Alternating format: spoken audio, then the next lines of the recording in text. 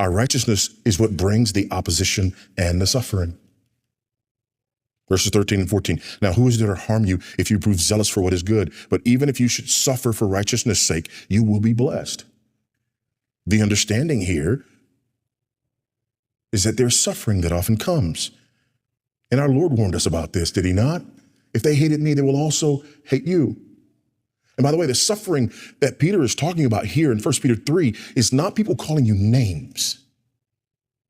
The suffering that he's talking about here in 1 Peter 3 is people taking your life. And that's what's come crashing in on us here. Not that Charlie Kirk was a preacher in a pulpit somewhere, but that in large part, it's those issues and those areas that have directly confronted biblical Christianity that he spoke to in the public square. Issues like biblical manhood and womanhood, marriage, human sexuality. These same issues that biblically we stand 10 toes down on. These are the ones. And by the way, here's what you need to understand. The game has changed. We don't debate anymore.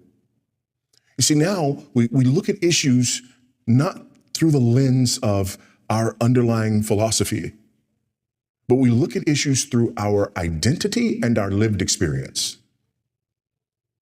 So when someone is taking a position on political issues today, oftentimes because of this neo-Marxist ideology, this oppressor-oppressed ideology, because of the way we sort of divided the world, we look at it through that lens. And so this is not just my political opinion or position. This is my identity and this is my lived experience.